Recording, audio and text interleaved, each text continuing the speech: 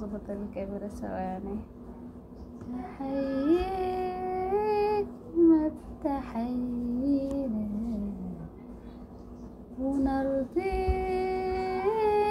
مرة رضينا، تسردك انكتب لنا مشروع فنان. رايكم شنو في مشروع الفنان ده؟ لو عجبكم اكتبوا لي تعليق تحت. السلام عليكم، ازيكم يا جماعه؟ يا رب تكونوا بخير وصحه وعافيه. رجعت لكم تاني في فيديو جديد من قناه اعتزاز صالح حران. وشكرا للناس اللي اشتركت في القناه والناس اللي عملت لايك. وبرضه ما تنسى انك تشترك لو اول مره تشوفني، وما تنسى كمان انك تعمل لايك للقناه. في الفيديو ده يا جماعه عايزه اتكلم شويه طبعا عن المهرجان. اخر فيديو انا عملته لكم انه انا يعني بمجرد ما سمعت كلمه مهرجان التراث السوداني على طول مشيت وحضرت وصورت لكم، طبعا ما قصرت. وعايزه اقول يا جماعه في المهرجان دي من الحاجات السمحه وعجبتني شديد. اول حاجه الاغاني التراث صراحه، يعني اغاني الشرق والغرب والشمال ورقيص الاطفال جدا كان حلو. طبعا هعرض لكم هنا تحت زي ما انتم شايفين. كان لذيذ شديد. وكمان من الحاجات الحلوه شديد يا جماعه المنتجات السودانيه بكل انواعها، البخورات والعطورات والمشغولات اليدويه. كمان من اكتر الحاجات الحلوه شديد منتجات دكتوره آلاء للعناية بالبشره. حاجات امنه شديد وحاجات حلوه شديد. لو انت في اسوان فعلا حاولي انك تطلب من دكتوره آلاء، وخلي كل الحاجات اللي انت بتعمليها كل المنتجات خليكي مع منتجات دكتوره آلاء، المنتجات الامنه. وصراحة برضو من الحاجات الحلوة شديد عجبتني وانا عرضتها يمكن لكم بصورة سريعة في الفيديو اللي فات. طرح اللي كانت موردة، اللي كانت فريحية جدا جدا جميلة، برضو عرضها لكم هنا تحت. كانت حلوة شديد. يعني اللمة والقعدة السودانية دايما يعني بتحسسك باحساس حلو شديد، واحساس زي ما بيقولوا كده ظابط شديد. وطبعا من اكتر الحاجات انا بحبها جبت ده طبعا بخور. فكان فعلا البخور بانواعه وكان حلو شديد. جبت بخور وكمان جبت مخبر او مبخر. في ناس طبعا بيقول مبخر، في ناس بيقولوا مبخر.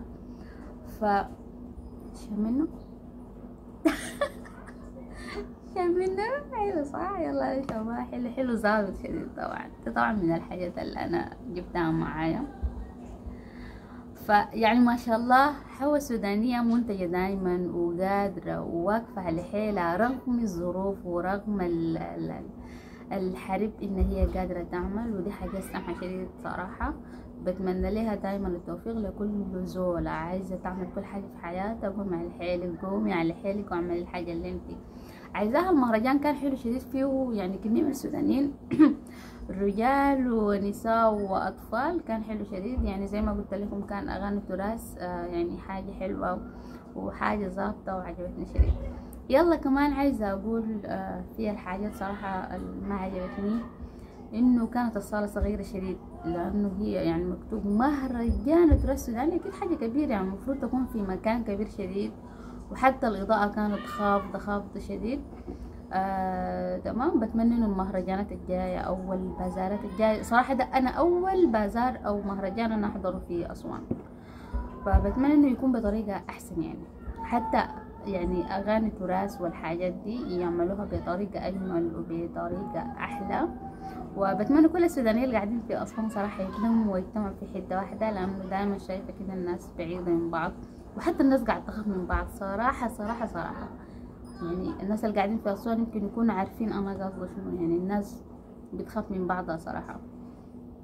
فكان جدا صراحة حلو وكان جميل شديد. واستمتعنا بالمشي هناك واستمتعنا بكل المعروضات. بس عايزة أقول كمان آخر حاجة طبعا إنه كل المنتجات كانت في المهرجان كانت غالية، يعني غالية شديد. فانا افتكرت ممكن تكون شنو يعني يكون سعرها مناسب، يعني يكون في تخفيض على المنتجات. لكن اتضح لي طبعا العكس. برضو في المهرجانات الجاية بتمنى انه يكون السعر اقل من كده والسعر يكون يعني مناسب. كمان يا جماعة. وبس ده كل الكلام اللي كنت داير اقوله لكم لحد ما اشوفكم ان شاء الله في فيديوهات جاية. ما تنسوا انكم تشتركوا وكمان تعملوا لايك، ومع السلامة.